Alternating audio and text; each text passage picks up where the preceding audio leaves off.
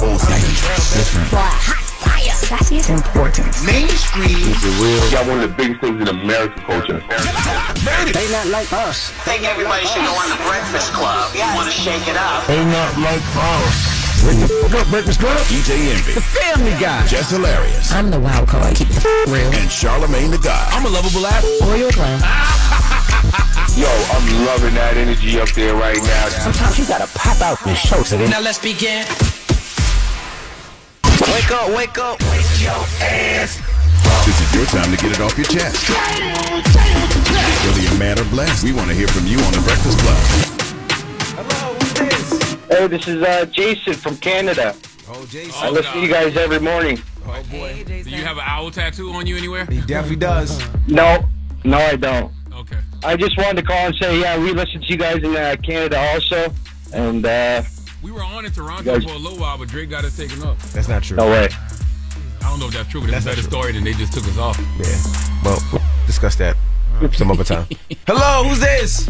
This is Derek. What up, though? Derek, what up, though? Detroit, get it off your chest. I want to get a couple things off my chest, but I'm going to be brief with it. One, why is it the conversations we have nowadays have to have the pause and different stuff to indicate you're not saying something? To me, I think that's quite ridiculous. Like, are we that sensitive to where you can't say something without having to say the ridiculous pause, no cap, and all that? Like, we do it too much in the world. Yeah, sometimes it is very much annoying. But you grown, you can do what you want to do. You know what I mean? You ain't got to follow the trends. Absolutely, without a doubt. And I'm going to always do me, but at the same time, it's just annoying to hear. Even when y'all say certain things or people, y'all guess or invite say certain things and just pause. Like, come on, man. You make the conversation more unrelatable when you pause. I'm like, what happened? What just happened? What we pausing for? What we waiting on? That's why I think you should just say that was gay. Instead of saying pause, that was gay. Yeah, or anything, just be relatable, man. Grown people following these young people trends need to stop. No. How old are you? I'm 42. Okay, I was born in 1978. I'm 45. Pause is our era, sir. Yes, it is. We been saying like pause. That was Cameron and them back in the day. Long time ago. Absolutely. Long time ago. You know that. But sir, not just that. When I say following young people. Yeah, thank you. I appreciate you. But not just that, but also with the fact of some of the other stuff we do and say. That's just one thing. Okay, that may be our era, but it's a lot of stuff we doing, the crazy, dragging it out. That sounds crazy. Like, you know what I'm saying? Like what you said? When people say it's crazy and they drag it out, that's crazy. That's not though. That was us too. That's not, That was our era too, bro. He just made it the way That wasn't our era, man. You ain't never heard people dragging the word crazy out like that. All Martin used to do. It's crazy. What are you talking about? Yeah, okay, maybe you're right on that one. You rolled twice. Hello, who's this? Yo, good morning, guys. This is Brian, man. Peace and blessings, man. Peace. I mean it, man. Get it off your chest. Yo, man, listen, man. I was stuck in the elevator for a whole hour, man. And the main thing to me to do this, man, need to really wake up earlier, man, because I felt like my life was over, man. I made so much promises to God in this elevator, man. Yo, look at my mother, man. Like, I want to wish this on my worst enemy, man. No windows, no escape. I'm thinking about Bruce Willis. And Die Hard. I'm thinking, I'm pressing the buttons. I'm trying to punch codes. I'm doing everything. I'm like, you know what? Let me pick. Yo, I ain't gonna lie. I had a little reception, but not too much. I was playing Marvin Sapp. Never would have made it. Damn. Where were you? But the only reason why I got out, because the Spanish dude, he kept pressing the button downstairs, and he kept kicking the door, and then all of a sudden it opened, but it was a half of the floor. Then it popped up, and then I got out. But I'm just telling everybody right now, man, I don't know if I think I'm going to get elevated again. I think it's a lawsuit. I don't know if it's a lawsuit, but I wouldn't wish that on my worst enemy because I got a daughter who has a very unhealthy fear of elevators. And she... I feel like the walls are closing in. Like, you just feel like... I feel like I was in one of the Titanic submarines, man. But that's a whole different story. But anyway, but look. Were you in the Bronx or Brooklyn? Crazy. Bronx or Brooklyn? You know it's the Bronx, bro. Of course it's the Bronx. You know. Come on, man. Everything broken in the Bronx. Damn. Everything's crazy, man. Have a blessed day. I'm Have a glad good that you one, got out brother. of that situation. Absolutely. I'm telling you, my 8-year-old is definitely afraid of elevators. I don't know what she watched that she saw somebody get stuck on the elevator, but Lord have mercy. She don't mess with them elevators now. She do not like elevators at all, in no way, shape, or form. Damn. Hello, who's this? How you doing? This is B from Brooklyn. What's up, brother? Get it off your chest. I want to first, good morning, everybody. Good morning. Peace, B. I want to thank Charlamagne for those. You ain't giving to me, but I read your books in jail, and they got me through a lot, man. You one funny guy. Thank you, brother. I got a new book called Get Honest or Die Lying, Why Small Talk Sucks. Yeah, I got my lady on top of that already. I don't go to Barnes and Nobles. I just have her pick them up for me. Thank you, He King. said, I ain't locked up no more. I was reading while I was in jail, but I psych. No, I'm still gonna read. But I want to get off my chest. My daughter's birthday was Tuesday. My baby moms would not let me see her, man. That is crazy. Damn, sorry for you, bro. Yeah, I'm sorry about that. I don't know why they do that, man. They gotta understand it's over. You gotta let it go. I was listening to Leon Jess and that co-parenting thing y'all did. I'm like, damn, I wish I could get like that. Yeah, you can. It's probably gonna take some work, but you could get there. Trust me. Yeah, all right. But have a good day, fellas. That's Thank it. you, King. Everyone. You too. Get it off your chest. 800-585-1051. If you need to vent, hit us up now. It's The Breakfast Club. Good morning. The Breakfast Club. This is your time to get it off your chest, whether you're mad or blessed. So you better have the same energy. We want to hear from you on The Breakfast Club. Hello, who's this? Yo, this is Tone, man. Good morning. What's up, Tone? Get it off Peace, your Tone. chest. Yo, listen, I want to talk to Charlie. I'm right here, brother. What's happening? Hey, bro, you always say that Donald Trump is the biggest threat to our democracy, right? Uh-huh. And I kind of feel like our democracy is already gone, bro. Like, I don't think America has a democracy when you sit and think about it, man. They creating all these laws to limit us on things we can say, things we can do. Like, we no longer in a like a whatever that word is kind of country, bro. This ain't a democracy country no more, bro. Well, I know I can understand why you feel like that as a black man in America. I can understand why any minority feels like that. But I tell you what, whatever democracy we had, you let him get in office, even that's gonna be gone. So, but I'm not the biggest Donald Trump fan. I damn sure ain't no Biden fan. I thought every black person that went down there and voted for that man was crazy as hell. Biden been in. I don't like neither one of them. If anything, he's only made destroyer. Your phone breaking up, brother. Yeah, his phone is down. Well, yeah, the reality is both of them trash, but that's all we got on the menu come November. I mean, you got third-party options, but you know. Yeah, no. Hello, who's this? Hi, my name is Kayla. Hey, Kayla, get it off your chest, mama. Good morning. Hi. Peace, Kayla. Yo, I'm shaking right now. I didn't think you guys were going to answer. Oh, I was going to tell you put a sweater on if you were shaking. Well, come on. What's up, Kayla? Yo, hi. Hello. What's up? Nothing. I don't know. I just called just to see. I'm sitting in the parking lot about to go to work, and I just called. Where you work at, Kayla? Where you work at? What you do for a living? I'm a CNA.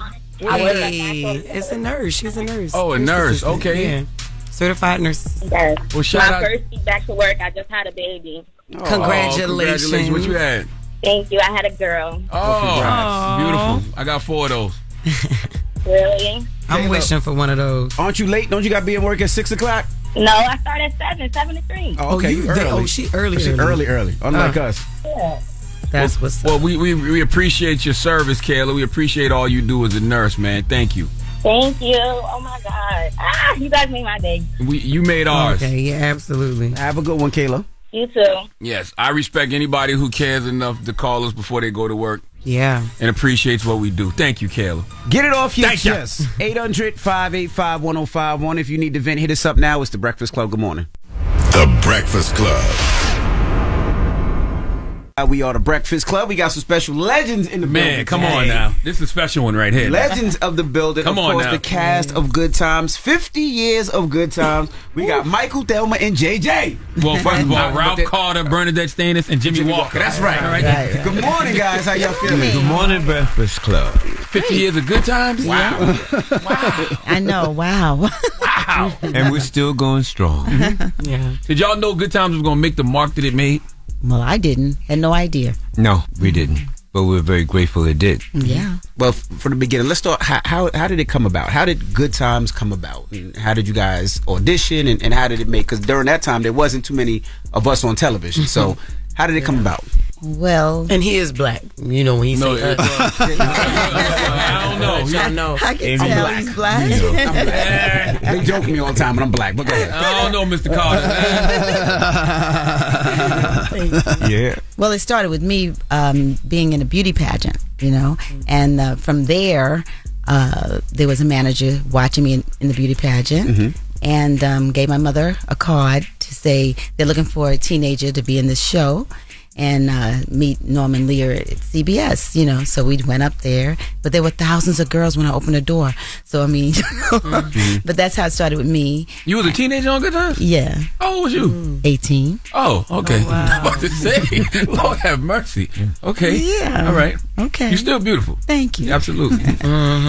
So, and then, you know, after a couple of months, I thought I didn't get it, you know, because I didn't hear back from them. And then I did get the call. My mom got the call that I was Thelma. And so they flew me out to California. That's how it happened for me. Wow.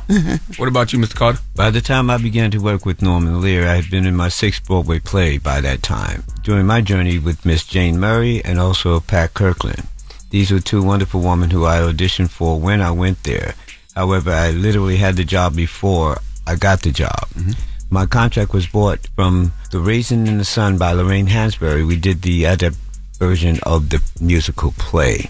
By that time, I had won the Tony Award nomination that year in '74. However, as a result of that, Norman would consistently, he came more than twice to see my work and flew my mother and I out to the state of California. I was reluctant because they always said it never rains in California. And I was excited.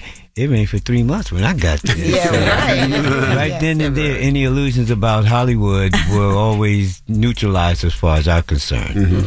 So I'm very grateful to have not only worked with and still love Jimmy Walker and Bernadette, but we give respect to the spirit of Miss Esther Rose, and to Jeanette Dubois, and to Johnny Brown, who played Bookman, to Helen Martin, who played Weeping Wanda.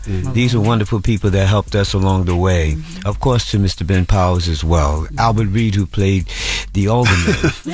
These were the people who accentuated what we did. Of course, we were working with the wonderful Debbie Allen and the work that she contributed to our production. So we thank you. What about you, Mr. Walker? I'm just a hardcore stand-up. That's it. That's all I do. I'm just a stand-up to the core. So I went to the Comedy Store. I'm doing shows. I go back to bed at like 3 o'clock in the morning, get a call. JD Joe, she says, "Where are you?" I said, "I'm in my bed, sleeping." She says, "Well, you belong across the street. We're doing rehearsals." I said, "Rehearsal for what?" She says, "There's a show called Good Times. You signed on to the show." I had signed on to it at the Improv. But you didn't believe him. Yeah, because I didn't believe him because he's a liar. So was this a verbal contract then? No, they had a contract. Kenny the Drunk, who was a lawyer, was at the bar. I said, "Kenny, is this any good?" He said, "Yeah, I think so. Sign it. I'll send it back for you." And I said, "Kenny's a drunk. He's not going to send it. He's a liar. He's not going to send it." So then he sent it back. So I was on the show. So I go to the rehearsal, and there's a whole bunch of people there at the rehearsal because I didn't even know we had a script.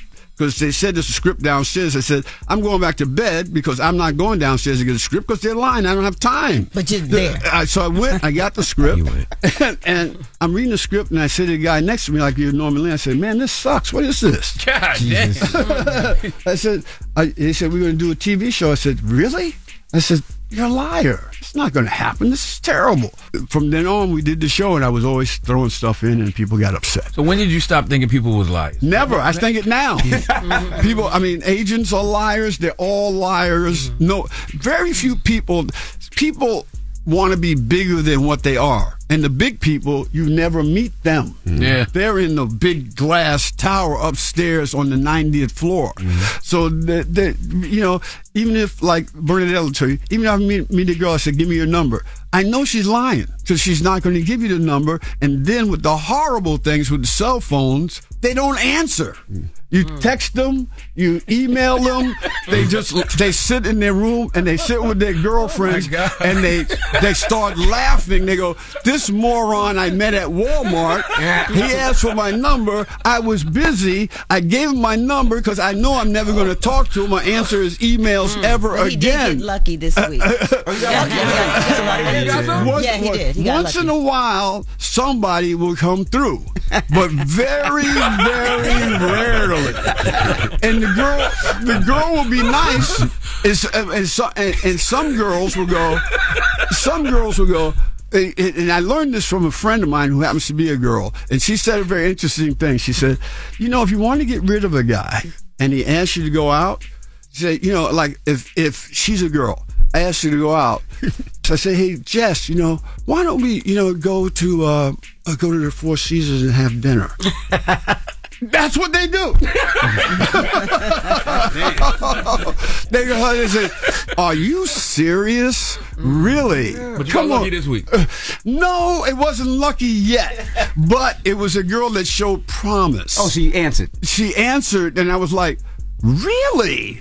Sometimes you're so stunned. And then one called you. One did call back. I was stunned. How many times do you give your number out to these women? All the time. I'm available. Anybody, but see, they and I've said to girls, hey, let's go on a cruise together. And they just go, what age are these women that you hired at? They just go. What age are they? They're adults. Yeah. They're adults. What's an adult? They just start laughing. Like they don't say yes or no. No, they just start laughing. They just go. All right, we got more with the cast of Good Times. Ralph Carter, Bernadette Stannis, and Jimmy Walker. When we come back, it's The Breakfast Club. Good morning. The Breakfast Club. Morning, everybody. It's DJ NV, Jess Hilarious, Charlamagne the Guy. We are The Breakfast Club. We're still kicking in with the cast of Good Times on this Flashback Friday. Ralph Carter, Bernadette Stannis, and Jimmy Walker. Charlamagne? How did y'all feel about the Good Times cartoon on Netflix? Well, that's Bernadette's thing. She'll tell you. How did you feel, Miss Bernadette? Because they keep calling it a reboot, but that's not a... No, that's not it at all. No, that's not it at all. I think that our audience missed something. They missed what happened to us. It's always they want the completion of it. It never really happened so far. My thing about the animation was this, that, I know that Jimmy Walker came to them and he presented a cartoon about 5 years before this one. Really? And it was the all of us, the way we are in a animation, and we have our same voices and everything like that. They didn't bite that, but later on came up with they're going to do an animation. And I remember my manager called them and said, well, are we going to be in it or not? So the way they described the animation to us was this. It was going to be a modern day, progression of what everything is going to be for the Good Times family. Fine. But they asked Jimmy and I to do a tiny little part, but it sounded okay. We didn't see the scripts. So Jimmy did a part, I did a little part. My character's name is Peaches. She's like a project lady that's whatever. But when the trailer came out, we saw it and everybody was like, no, you don't have a cracked baby in the mother's arms. You don't do that. So, and I remember having an interview with the singer, Jim Gilstrap, and he was saying, there are some lyrics that they took out. So I said, where are the lyrics? And he said, well, they say roaches roaming the hallway and the landlord lives on the other side of town or something like that. He said that they took it out because 50 years ago now, they thought that would be offensive to black people. Okay? But 50 years later, you have two roaches singing in the shower. Lord have mercy. They're singing the song Good Time. So I'm like, this is not it. I haven't watched it. Mr. Carter? I actually was quite disappointed with the actors who took the time to sign on to that project. These are actors and artists and comedians that I really had a high regard for. I won't use the past tense with them right now, but I'm disappointed at the fact that they did that.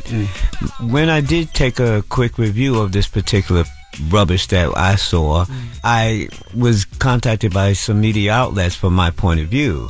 but I refuse to dignify it with a response. And I'm just pretty much disappointed with the artist who signed on to it. Yeah. So y'all don't like the Good Times reboot? To say that? No, Yeah. we don't. Right.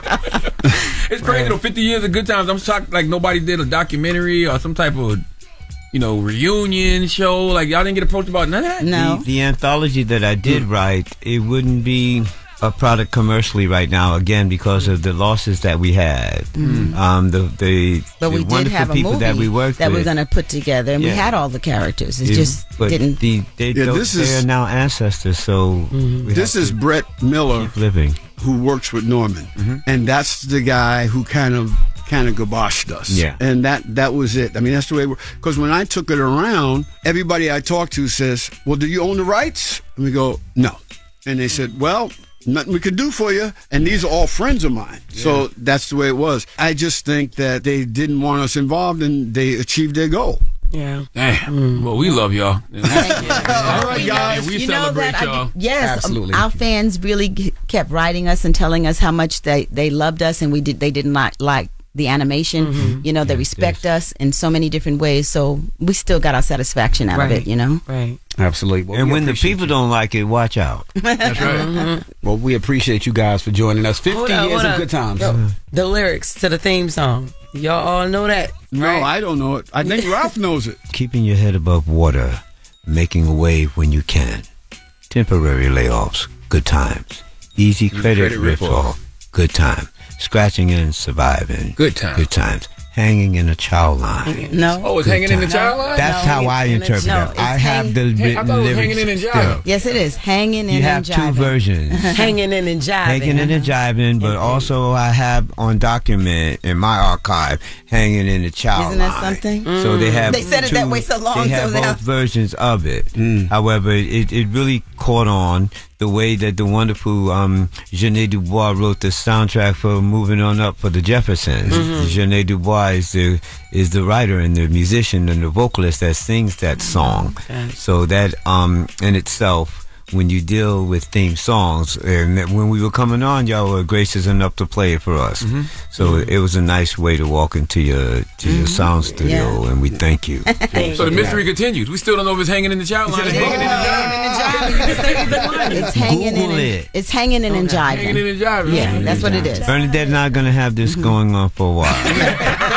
Obviously. Well, we appreciate you. Jim Gilstrap, the one who sung it, told me. He said it. He said it was hanging in and jiving. Hanging in and jiving. So that's what it was. But it came off, I don't know if it was the enunciation of it or not, but it came off as hanging in a child line. It sounds that way, but it really was hanging in and jiving. And there's a second verse that people have never heard that goes to the same song.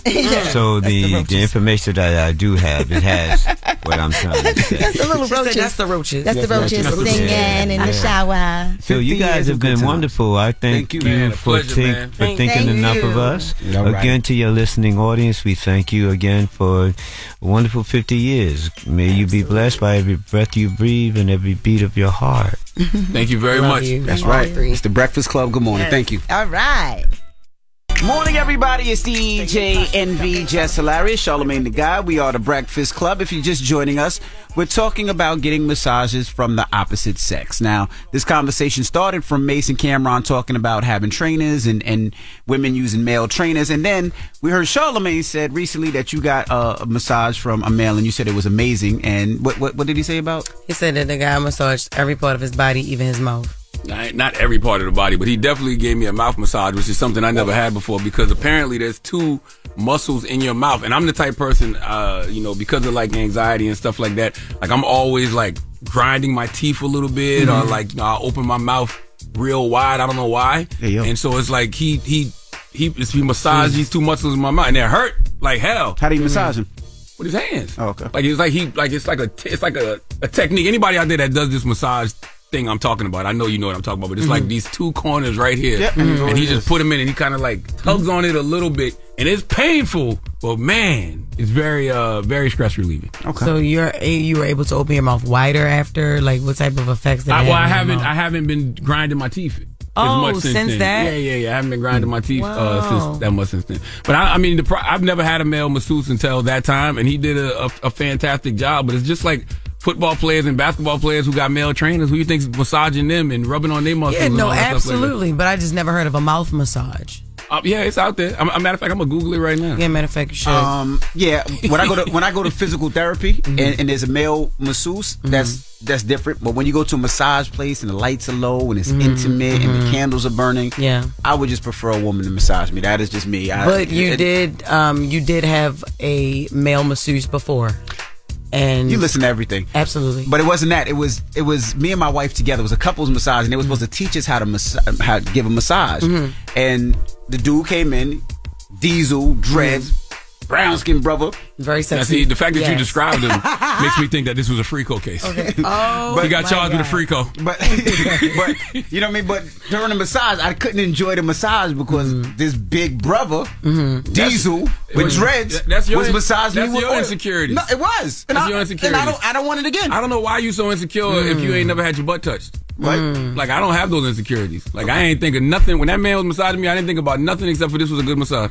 Okay. Nothing. In no way, shape, or form. Right, well, but this is a real thing. Clinical oral facial massage. That's what it's called. I get that all the time, and the woman that does it is dope. She does an amazing job. It alleviates clicking or popping of the jaw, clenching, locked jaw, and limited mouth open range, and it releases muscles, and I've never seen this word, fascia, involved with chewing and jaw clenching. So this is a thing. So when he massages you, does he reach over you like? Yeah.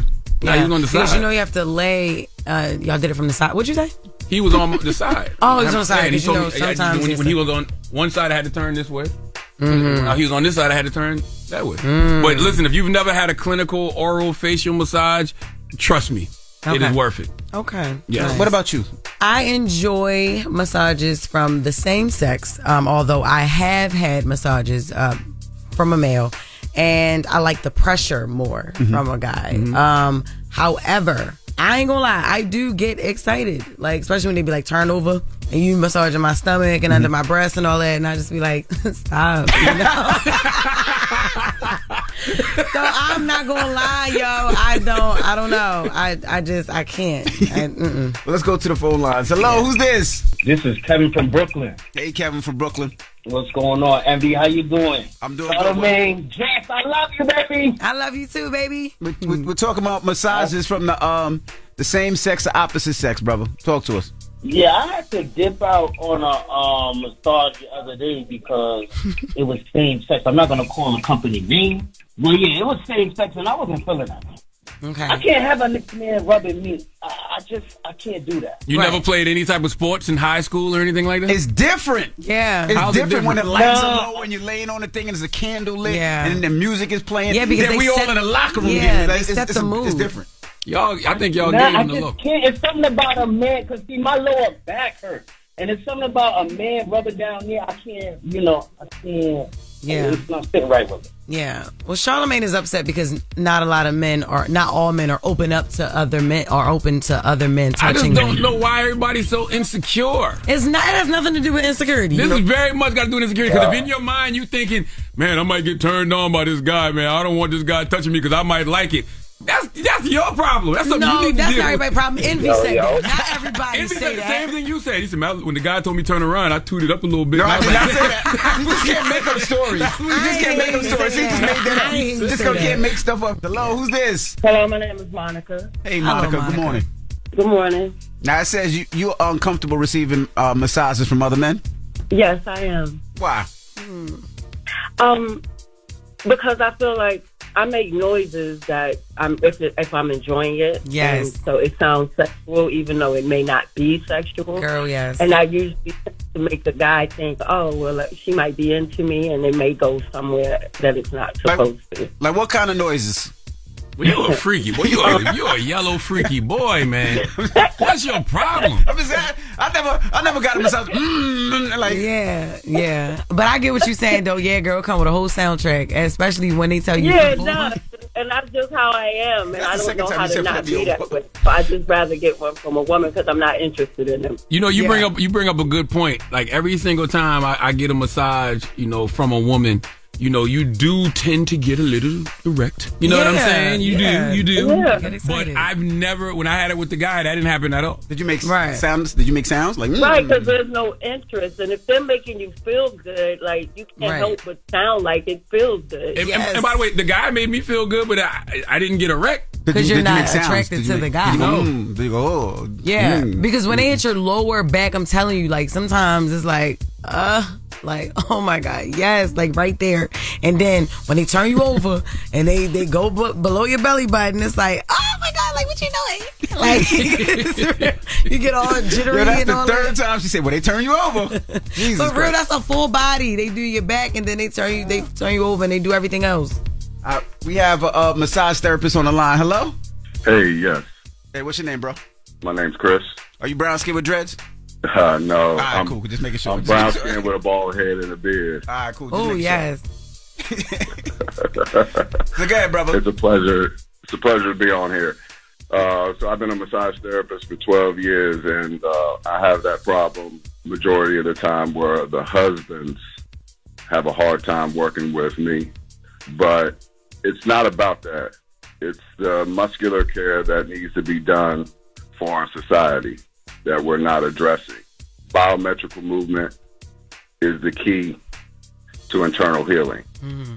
And so what's happening in our society now is we're quick to biochemical things in our mouth, but we're not doing the things that we need to do on a muscular level to heal. That's right. Yeah. You got to move that trauma up out of your body.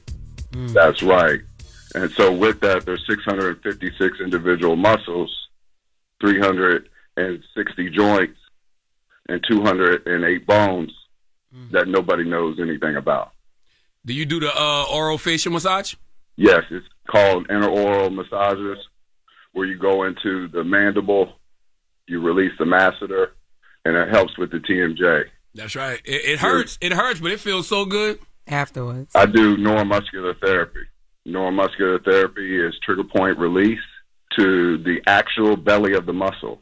And it actually helps elongate the individual muscle from the insertion to origin.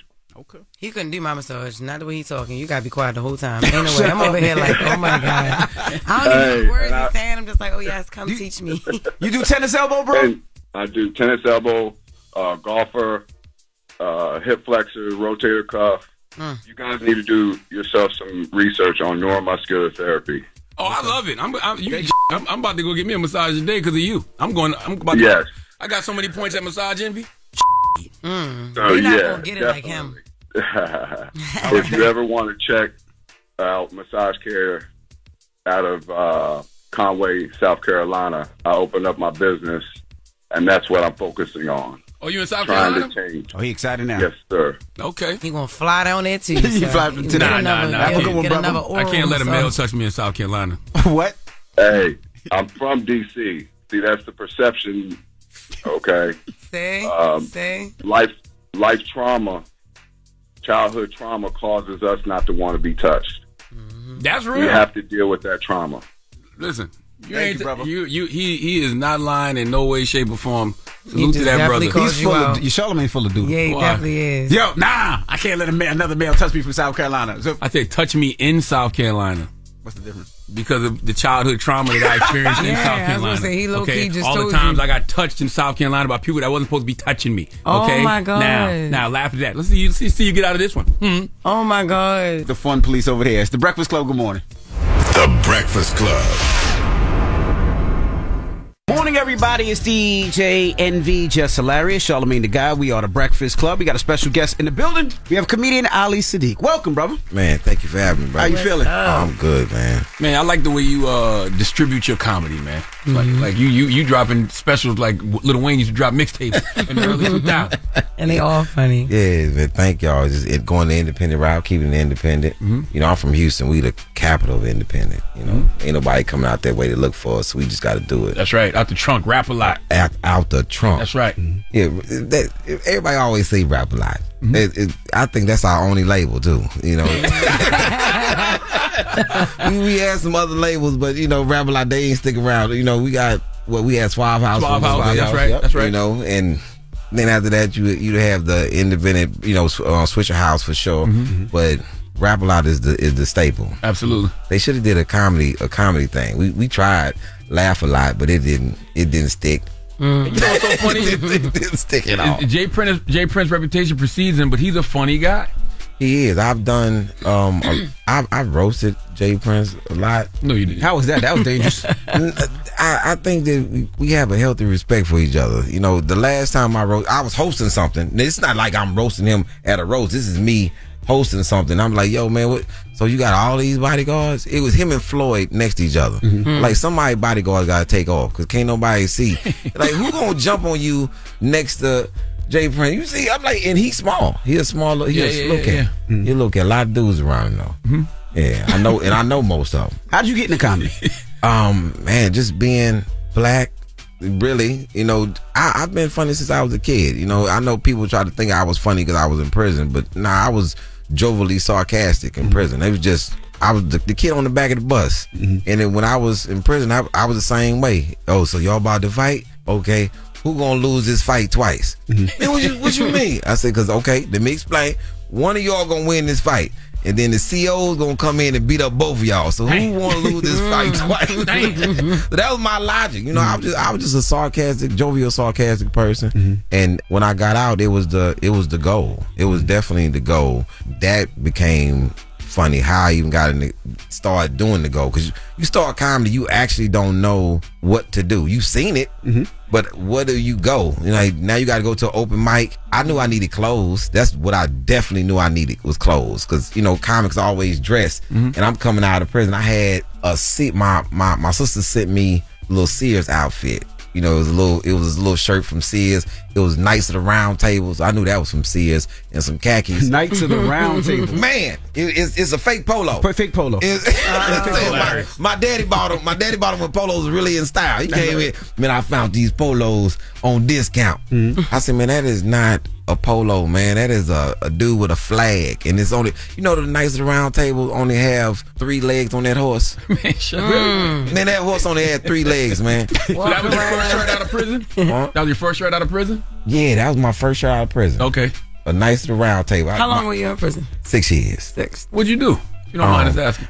I used to be a street pharmaceutical rep, which is very frowned upon. Very frowned upon. Like when you sell drugs, they want you to have a jacket. Go to like a CVS or Rite Aid or somewhere. People come in with prescriptions. I was, shortcutting it. What kind of drug was it? What drug? Unfortunately, crack. Oh, okay. Yeah, you said, oh, okay, like that was the worst ever. If it was marijuana, you was just ahead of your time. Marijuana. I got partners who went to jail for marijuana. It was like, and they knew it was wrong. They're like, man, this don't even make no sense. It's a leaf. Now, what I did was definitely wrong. The fact that you only got 6 years back then is because they were giving people football numbers. Who got 6 years? Oh, I thought you said you did 6 years. 6 years. Oh, you did 6. No, I had 6 on I did 6 on a 15. Wow. Yeah, and I had a 15 and a 10 that ran concurrent. Who did 6 years? Who got 6 years? I said 6 years for crack. I said they didn't even get football numbers. They didn't get 15. I said the fact you only got 6. I said, Jesus. Man, no, Emmy. You knew somebody. No, Envy, I didn't know nobody. I knew Rio Harris, my attorney. When I first went in, it was a Fed case. And Fed, they slick too. They come in there, oh, we just gonna give you 300 months. And in your mind, they say it like that too. Yeah, 300 months. And in your mind, you like, okay, 300 months, that ain't nothing. But I know math. And I'm like, nah, ain't no 300 months. God damn. It's 12. Nah, we carry. Nah, you crazy. That's like 30 years, right? 20 years, something like that. They tripping. So because they said it in months, so it sound like you can do it. And they 300 months. That's 300 months. It sound like days. But then when you go to calculating, so then you got to drop down the state. In the state, the lady came in. She was wilding. The prosecutor, she said, "Well, I'm recommending 99 years." This is when 99 years. This is the thing, Envy. How much crack you got? Not only, but it was 5 keys, right? So the thing is this: Jesus, they not supposed to let me in court, because I'm gonna say something. My attorney at the time, he wasn't talking fast enough. He's like 99 years, and I said a very derogatory word toward that lady, and I asked her who she thinks she caught.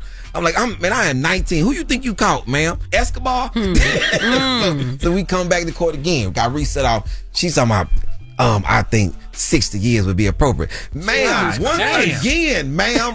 Like, saying, do you want me to have a life after this? So when you get out of jail, you get out of prison, you get your fake polo.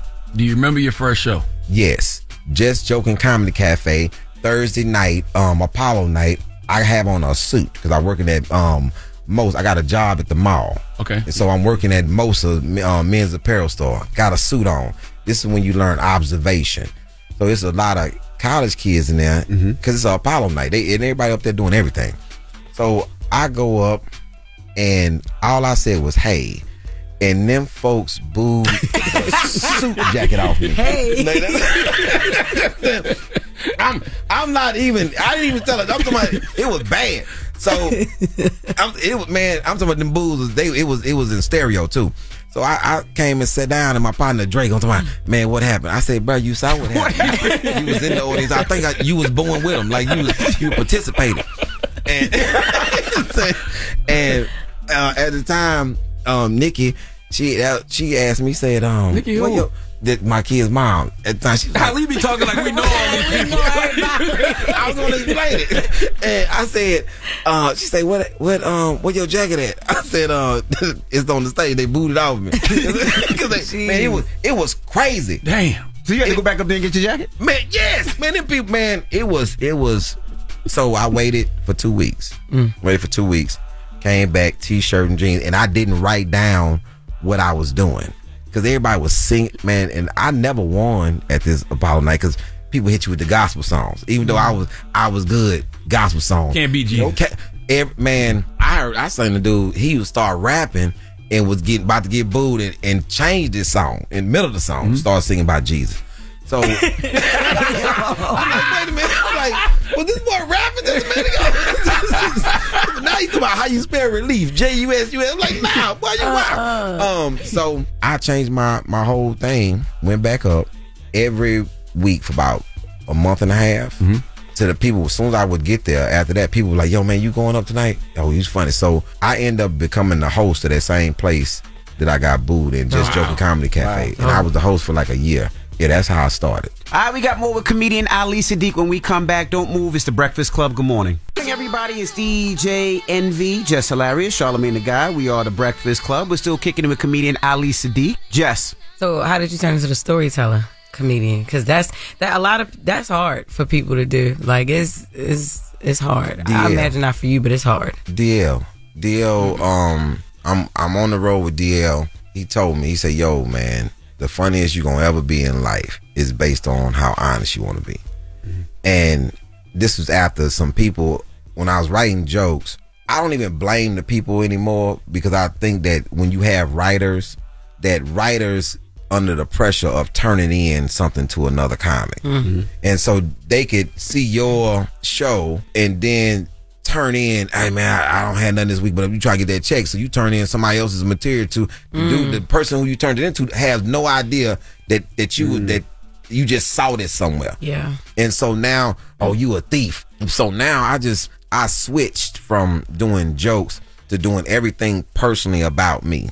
And people still try to steal it, but it's hard because now, it's a lot of comics that all of a sudden they went to jail. But I went to prison. This is a different thing. Jail, and a lot of people went to jail, but prison is two different things. Yeah, but that county and the prison, two totally different things. So I would go up and people would be trying to doing jail stuff in front of me. I'm like, but that's not what I'm doing. I'm walking through my life from 10 years old to now. So it just happens to be the first comedy series of specials. Like all these specials are tied together. So if you see 3 now, which came out Mother's Day, you can't go see 4 without seeing 1 and 2. Yeah. And 1 is the masterpiece, but 3 is the best one to me thus far that I see. And 2 has a different cachet to it because I was showing a different skill set in the actual art of it. Because it's 2 faces to comedy, it's having a tragedy. So in 2, my sister passed. Sorry to hear that, my brother. And well, it's late now. I didn't know, man. You know what I mean? Somebody been dead over 20 years. Man, I'm sorry. It's over 20 years. My dad was I haven't seen you in a long time. Grief is not linear. I don't know how you feeling this morning about it. Man, It was 20 years ago. Charlamagne said, I haven't seen you in a while. What? It's 20 years. Man, this guy is crazy. I was 18 when you about 50 years old now. Sorry, man. Well, listen, we've dealt with it. This guy's crazy. You know, my whole intent to come up here was because I was mad at you. What I do? Man, you were saying my name wrong, and you did it twice too. You know what I'm saying? Allie. I'm like, this man know how to say my name. Allie, what did he say wrong? Allie. You know, you talking about my special with somebody into my, I think his name Allie. And I'm like, and they sent it to me, and it was on the breakfast. I'm like, he knows how to say Ali. He knows. No, because I kept hearing other people say Ali Siddiq. I don't know why you was listening to other people. You better than that, Charlamagne. I said, say A-L-I. I said, somebody call up there and ask him who his favorite boxer is. It's probably Muhammad Ali. He's going to say Ali. Just take the Muhammad out. Because when the first special came out, everybody I knew was talking about that special. Yeah. Especially in the comedy world. It was like, yo, you got to watch this dude Ali Siddiq. You know, ain't nobody say that time. Nobody say you gotta watch this dude Ali Siddiq. He know a lot of real comedy connoisseurs. Ain't nobody say Ali Siddiq. Nobody said that. You know, it's like Ali Wong. Like he said, all the other Ali's right. But then he got to me. I say, and look, I don't even know Charlamagne. I'm like, Charlamagne don't like me. when I finally get to the breakfast, I'm leading with, hey man, why you saying my name wrong? But then I forget, then I left it alone. Right, it's like whatever. Whatever. At least he mentioned me. You know, that's all I had. But that first special took off though. Yeah. Did you understand that it would do that, or it was just a risk? I'm gonna throw this on YouTube and see what happens. Man, I thought it was really good. Mm-hmm. And when I do a special, it takes a while for it to. You know, I had recorded probably 3 or 4 specials before that one, and was like, no, it's not special. So Domino Effect, the first one, I knew that it was. I knew it. It's like the first album I put out, Talking Loud, Saying Something. That's my Reasonable Doubt. You know, so I knew once I put this one out, I knew it. I had that feeling about it. I was too excited about it, and it didn't have any flaws to it. And that's one thing when I look at something, I don't want it to have anything that somebody can grab onto, like, but what about this? So when that happened, and then somebody said, well, what's the rest of the story? I said, what? Like, what happened after that? I said, you want to know? So you had never even planned to make it all of it, to keep on going with a series. When somebody asked me about what happened after that, and I said, okay, well, I stopped at 16, so let's do from 16 to 19. And then we did 2, and then I said, yo, let's finish up how I even got incarcerated. People know I was there, but let's see how I got there. Yeah. And then we did 3, and we recorded 3 and 4 in DC at the same time. So we did 2 shows on that Friday and 2 shows on that Saturday. So 4 comes out Father's Day. So we strategically put 1 on Mother's Day, 1 on Father's Day, and 4 is 2 hours long, you know, versus the 1:30 that I've been doing. Your special part 4 comes out on Father's Day, like you said. How much of that involves like your dad, or does it even involve? Man, my dad, I put him all through the rest of them. He has a small piece in 4 because while I was incarcerated, my pops had 50, almost 60 years old, got locked up for an assault. And my daddy thought he was on some big boss mob type thing because his 2 brothers was locked up, I was locked up, then he gets locked up. So he sends $500 on everybody's books while he locked up and gonna write a letter. Yeah, just sent you some bread. And I was like, okay, we not in the family like that. You didn't send me nothing until you got locked up. I don't even understand this. Like, I've been locked up like 4 years. Now he going, yeah, sent you some bread since we down here. Man, I wrote back, hey man, try to go home in the next couple of years. Dang. He had less time than me. He beat me home anyway. But he sent money to his brothers. Oh yeah, appreciate you. Yeah, they thirsty self. Like my Uncle Mack, he's a G, but my Uncle Alfred, he's a sucker. He's a sucker? Sucker. Wow. Man, my grandmother, right? dementia, had dementia. I'm putting money in her books. The money coming up missing. He writing checks. Had my grandmother sign them, and she had dementia. She got dementia. Man, you stealing, boss. That's right. Yeah, that's wild. And then putting her in a bad position where her bills not getting paid. And I don't know who my grandmother was when she was younger, but you know, dementia, they be staying stuff that happened in their life. So I'm taking care of her one day because my cousin, we rotating, and I'm over there. I give her a Coke. Her Coke is low. I come back to grab a Coke to fill it up. She grabbed my wrist and say, "Put my glass down." I said, "What?" He said, "Put my glass down before I drown you." I said, "When was you drowning full-grown men in your life?" She must have been a mobster, but she owned a cafe, so I don't know when she was doing it. Yeah. But at some point, she was drowning full-grown men. That ain't no regular threat. No. You know, she did that before. You don't just make that one up. You put that Coke down. I put it down. I'm like, yeah. You won't. I just bought the can and poured it. Right. I'm not messing with the lady. All right, we got more with comedian Ali Siddiq when we come back. It's The Breakfast Club. Good morning. Morning, everybody. We are The Breakfast Club. DJ Envy, Jess Hilarious, Charlamagne the Guy. We're still kicking it with comedian Ali Siddiq. Charlamagne? Yeah. Ali just dropped Domino Effect 3 on May 12th. Oh, man. Right? And Domino Effect 4 June 16th. That's right. I think I'm going to blow up now. I done finally got up here.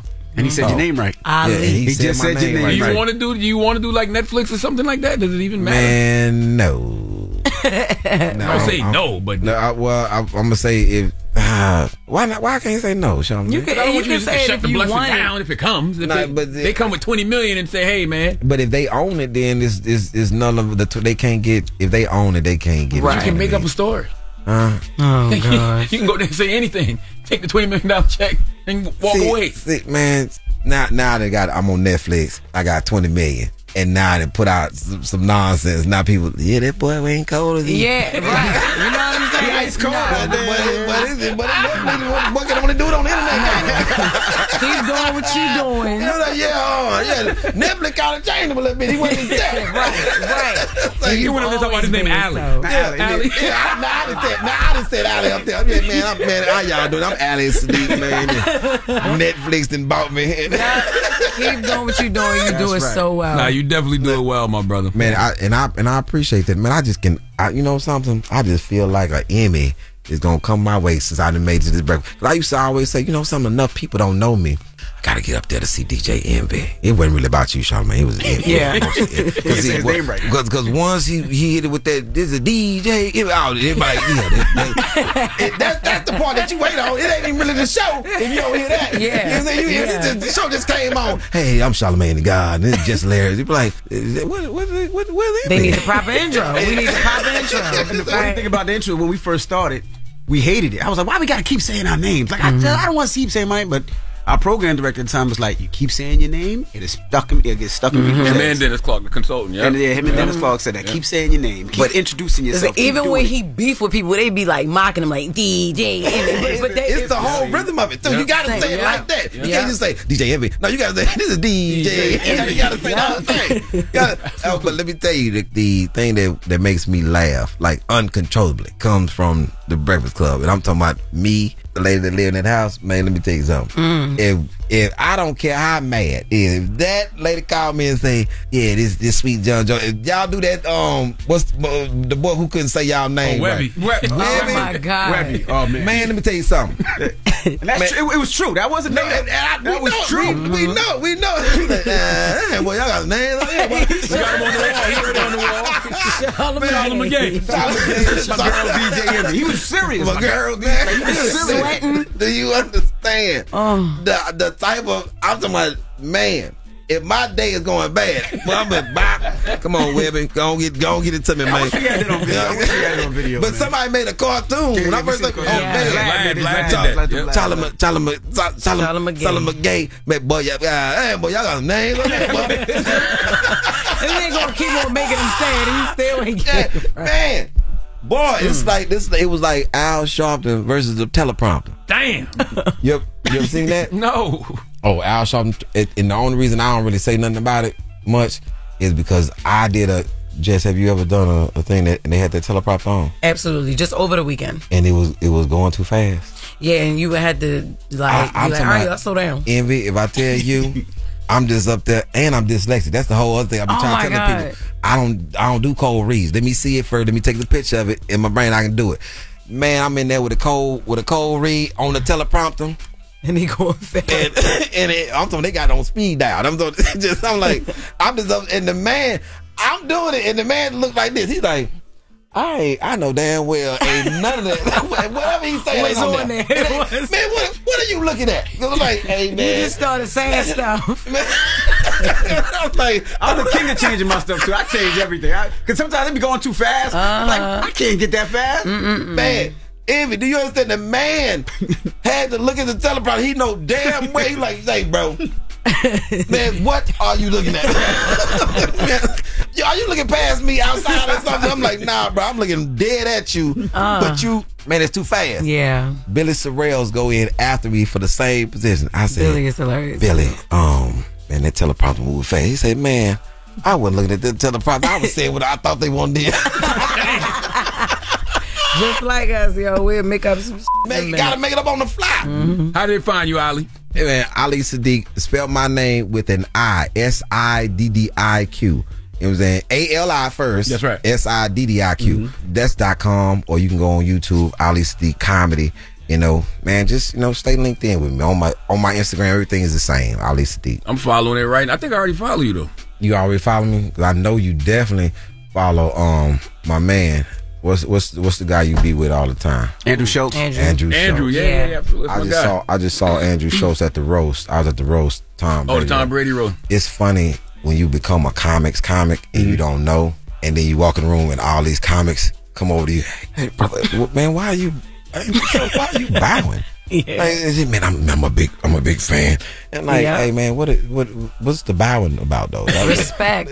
And like Kevin was talking, because I was walking the road. Kevin talking to somebody. He turned around. Hey, brother, I didn't know you was gonna be here. Hey, Ali, man, what is wrong with y'all? Y'all see me all the time. I know. And then I'm walking into the party. I'm going to the forum club, and I've been wanting to go because you know Magic Johnson, one of my favorite players of all time. I just wanted to see what him and Bus was doing they work at in this forum club. I'm in there, and as I'm walking in, this is the biggest compliment I think I ever got. I'm talking about out of nowhere. I'm walking into this party. Chappelle is coming this way. A bunch of people with him, and he just stopped. Hey, hold on, Ali, you coming to Cincinnati, man? Next weekend at the Taft Theater. I'm gonna try to come by there if I'm in town. And I'm, okay. How you know my schedule? First of all, and he said, man, take my number and call me. And I'm trying to play it cool. I'm like, yeah, whatever, Chappelle. And walk right in there to Sam J. Sam. Chappelle just asked my number. Chappelle just gave me his number. Told me he called me at the tab. The man know my schedule. You know, he all in the files. Like Charlamagne. All in the files. Like Charlamagne. Oh, man. Ali Siddiq, ladies and gentlemen. Thank you for joining us, brother. Man, thank y'all for having me, man. It's the Breakfast Club. Good morning. I already got Bronx trauma. It's time for Donkey of the Day. We in the Bronx. What you talking about? Suck much.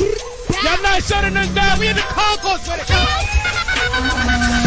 The craziest people in America come from the Bronx and all the... Why does the Sunshine State consistently produce such strange news? If I catch y'all ass in traffic, I'm with her, my Gemini. Y'all don't say it is just one of the many wacky news stories out of Florida. On the Breakfast Club. Oh my God. That kills me every time, man. Salute to Kodak Black, man. Donkey of the Day for Monday, June. This is your Uncle Sharla. Always tell you about the great state of Florida. The craziest people in America come from the Bronx and all of Florida, and today is no exception. In fact, today is so nuts, I'm still trying to figure out the why.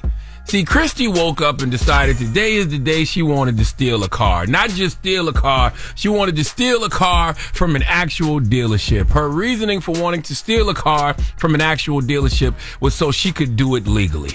I can't make this kind of stuff up. Let's go to News Channel 8 for the report, please. Deputies responded to a call from a female stating that she was attempting to steal a vehicle from the dealership parking lot and wanted the police to know so she could do it legally. Take a listen to the 911 call. Because I'm trying to steal a car that's not legally mine. So y'all gotta come make a report. I'm reporting this. Deputies arrived on scene and observed 37-year-old Christy Lee Turman exiting the driver's side of the stolen Corolla. According to Turman, she was being trained in a game of black ops to steal a car, but called 911 in an attempt to make her carjacking legal. Turman was arrested and charged with trespassing. Her history includes a variety of charges such as petty theft, robbery, and aggravated battery. I still don't know what the hell is going on here. Steal the car from the dealership so she could do it legally? There's no such thing. Baby, where did you think you could steal a car legally? Where you learned that from? YouTube? You heard the phone call. Christy told deputies she was being trained in a game of black ops to steal a car, but called authorities to make her carjacking legal. I'm concerned that deputies did not find any drugs. Okay, you know when you hear a story like this, you know, you waiting to hear that the person was on drugs or had some type of mental issues. None of that. Okay, none of that here. This is just pure, uncut Florida, all right? Because I'm trying to steal a car that's not legally mine, so y'all better come make a report. I'm reporting this. I don't even know what that means. All right, I literally did some research, and by research, I mean I had my folks ask ChatGPT, and ChatGPT said it's not possible to legally steal a car, just in case you needed to know. All right, it said stealing a car is a criminal act and is punishable by law. If you are interested in acquiring a car, you should consider legal methods such as 1, purchasing.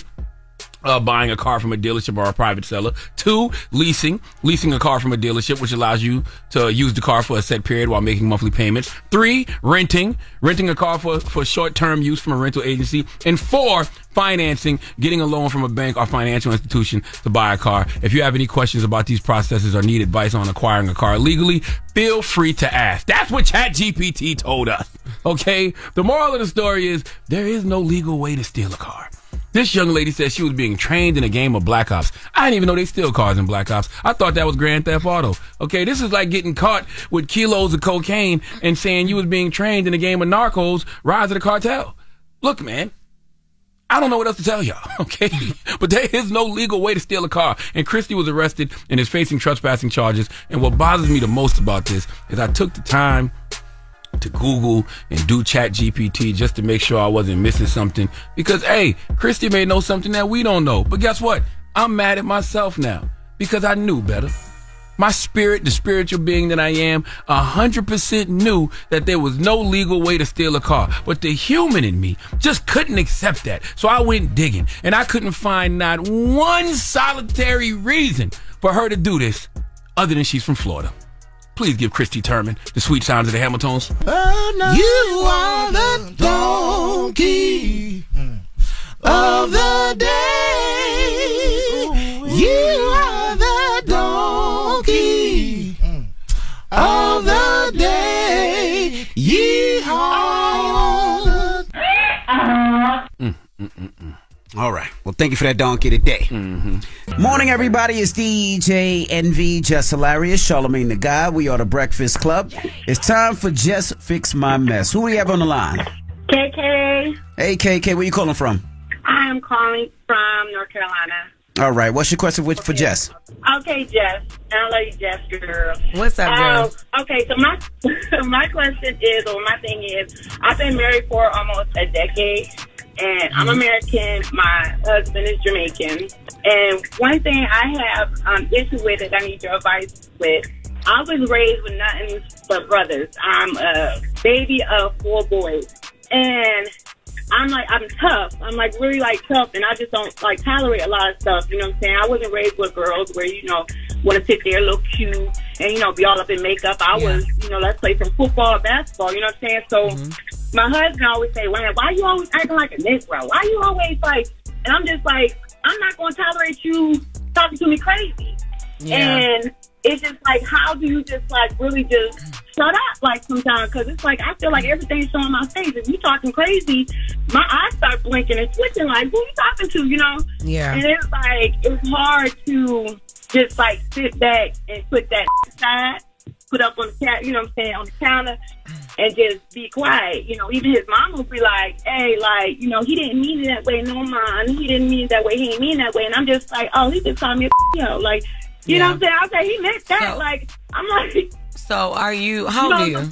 I'm 35. 35, okay. So look, I was like that. I grew up around my big brother and his friends, like all his friends. You know, before my little sister got here, like I was raised. I have way more boy cousins than you know, girl cousins, and then I grew up with a lot of homeboys or whatever like that. So I was always considered a tom girl in my childhood era, but it honestly takes a certain person to unlock your soft side, your soft girl side. Honestly, it wasn't too many men that I've dated that unlocked that either. Like I was really girl fighting dudes and everything. Like really, like trying to be the dominant. Well, not even trying to be, just because I'm such an alpha. So it's just like I was always like that as well. You've been married for this man for 10 years. For 10 years. Yes. And you don't feel like he brings out the soft girl in you yet? I think there's a lot of cultural differences. You know, Jamaicans are very like strong-minded. They say what they want to say. They don't feel that's just disrespect. And I think it's just like what they can say. No, okay. So yeah, like, you did say he was Jamaican. But me, I'm like, hold up, we in America. Yeah. Baby. Damn. Respectful. You know, so it's just the toughness. But I know it's just his culture. But me, I'm just like I grew up with boys. It's like hard for me to. I'm trying to, and even when I shut up, I'm biting my lips. And I'm all right. It got to be some type of compromise, because I do understand. I have Jamaican friends, and yeah, they are kind of like they're like you, like but you just ain't Jamaican. But he has to calm down, and you have to calm down too. You know what I'm saying? Because I know you probably always on a defense when he makes points or whatever, just because of how Jamaicans are known to be. But yeah, I forgot that was it's definitely cultural differences there. But that's probably why you always on go on like willing to go from 0 to 100, because you feel like you're being talked down to, or you feel like somebody trying to play with you, feel attacked a lot, stuff like that. Because I'm not dating a Jamaican, so yeah, but I was very much like that. But like I said, it takes a certain person to unlock your soft girl. You know what I'm saying? But yeah, it has to be compromised on both ends. I mean, I'm not trying to change who he is, but at the same time, because it's never going to go over smooth. I respect that. Yeah, you got to talk to him. You got to tell him. Like, if you calm down, I'm going to calm down. I'm going to give you what you give me. Yeah, because I tell him all the time, what you want your mama? I ain't your mama. Your mama's shush with your daddy. I can't shush. Damn, how the hell was y'all married for 10 years? That's two choices in the household. Well, I'm gonna pray for y'all, but y'all need to talk about that. Like, y'all need to be willing to compromise. Thank you. No problem, babe. All right. Jess Fix My Mess. 800-585-1051. If you need relationship advice or any type of advice, you can call Jess right now. It's the Breakfast Club. Good morning. Tell her. Made it. It's the real deal. Help me. Help me. Oh my God. I'm all up in your mess. I'ma fix it. Fix it. Fix it. Fix it. Just gonna fix your mess, because my advice is real. Morning, everybody. It's DJ NV, Jess Hilarious, Charlamagne the Guy. We are the Breakfast Club. It's time for Jess Fix My Mess. All right, we got Stacy on the line. Stacy, good morning. What's your question for Jess? Yes. I got like a little. I'm a lesbian. I'm gonna start off saying that. Say it again. Say it again, babe. You're on what? You what? I said I'm a lesbian. I share a child with a woman. Okay. So that's like baseline of why I'm asking this question, right? Okay. Like we co-parent good. She was my high school sweetheart, but I got a current girlfriend. And the only reason me and her broke up because she cheated on me. But I have a current girlfriend, and like whenever we talking or whenever we going over anything, she always bring up my current girlfriend. Like, I don't want to be conflicted on arguing with her. She like, you always getting defensive. Like, it's not me being defensive, but it's like a conversation that we don't need to have every time we talking about anything. Like, we could be talking about what our child ate today. And it's like, well, did your girlfriend cook anything? Well, did your girlfriend do, like, I don't even understand why she's even being brought up right now. You don't understand why she's being brought up? Trying to argue. Yeah. So to be honest, you don't understand why she's being brought up? I mean, she say she's not mad. She say she don't care. She say she's not jealous. But in reality, 1 + 1 = 2. But at that point, how do I deflect from the conversation every time? then listen, that you keep it text only. That's just it. Like if you can't stop talking, because obviously she's not over you. If we can't have a conversation about our child where you're not implementing the fact that I have a girlfriend or anything, like you're bringing her up, then we just will not talk verbally. We'll have to talk through text. Like lay the ground rules down. Are you over her? Yeah, I'm in a whole other relationship. That don't mean a damn thing. But are you? So you over? It does not, girl. You know. All right. So is your ex in a relationship? No, she hasn't been in one since she cheated on me. See, so obviously, so she's not over you. She's obviously bitter. To my knowledge, I don't know. Maybe she has, but I don't be in her business like that. Right. I wouldn't know if she's dating or not dating. But what I got you. Pushed forth to me, she say that she's not dating. She ain't been with nobody. She's celibate. That's because she all that is trying to get you back. Listen, you know how many guys and told me, yo, I'm celibate, yo, like I'm just trying to get you back for real. You know what I'm saying? Though? That's just she's not trying to get me back because she say I'm toxic. Listen, and studs love toxicity, okay? A lot of people love toxicity. So that's just what it is. Your baby mother's not over you. Your ex is not over you. She's not. How you can move forward with that is just lay the ground rules. It don't matter. Listen, I'm not going to keep talking to you if you got to bring up my girlfriend in our verbal conversations. It's not. We can do text only. We can still co-parent, but we will co-parent through text, email, whatever, until you get the point. I don't want to hear about my girlfriend from you. And me being in a relationship, that shouldn't be a problem because we're not getting back together, whether you celibate or not. You just still the mother of my child. That's it. That's all we got. That's it. It sounds good. She's scared to death to bring that back to that stuff. I didn't say this. It sounds so good. It sounds so good. Nah, what it sound like? No, it do sound good, but what it told her like I'm about to be on the radio. Please tune in because I need somebody else to like voice it over because it gotta be. No. What it sound like? No, listen. What it sound like?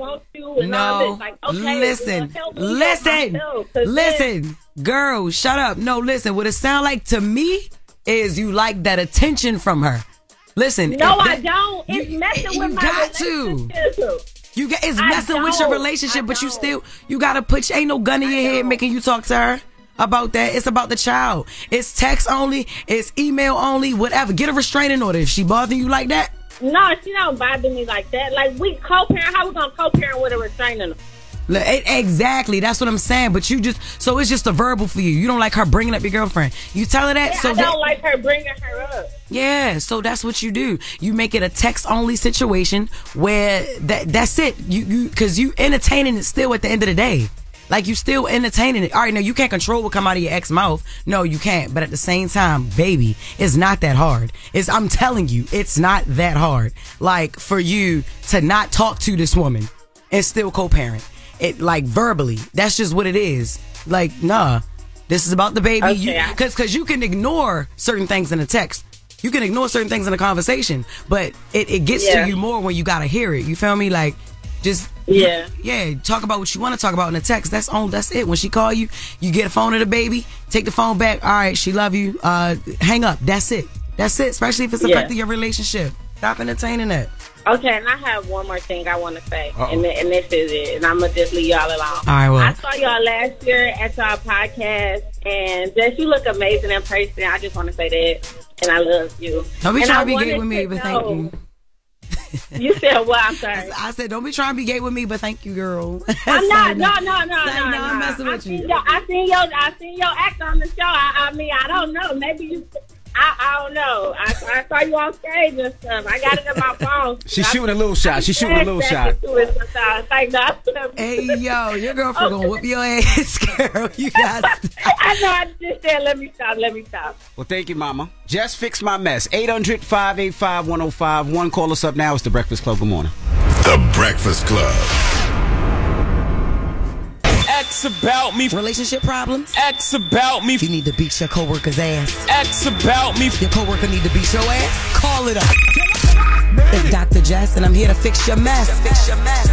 It's getting very much messy. Let me fix it. Morning, everybody. It's DJ NV, Jess Hilarious, Charlamagne the Guy. We are The Breakfast Club. It's time for Jess Fix My Mess. Hello, who's this? This is Alex. Hey, what's up, bro? What's your question for Jess?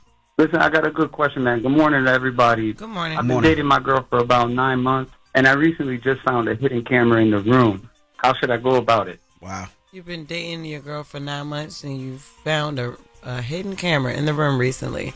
Have you talked to her about it, or you haven't? You just talking to me? I'm just talking to you first about it. I want to know how to deliver it to her. I don't think it's. I honestly feel like, however you deliver it to her is valid to me, because we've been. Y'all live together? Correct. Okay, how long y'all been living together? For the 9 months.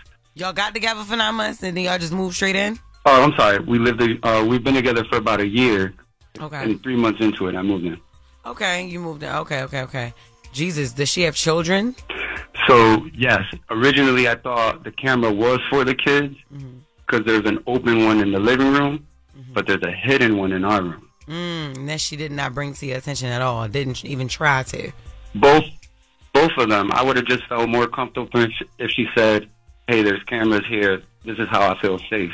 Well, now that changes. I'm cool with that. Yeah, it changes a little bit. All right, so I wouldn't, because does she got like a freaky side? Because I know y'all have sex in the room, so maybe like she be watching back the tape. Like, is she freaky? Too shy. She's too shy? Oh, yeah, no. All right, well, I don't know. You have to, I think you sit down and you talk to her and be like, listen, so I noticed that there's a hidden camera in our bedroom, and the fact that you didn't bring it to me, you didn't run it past me, you know what I mean? And the fact that I had to find it, that's a little alarming, and it messes with the trust. You know what I'm saying? Like, we've been together, living together for 9 months. I don't want to feel like I can't trust you. Like, are you watching me?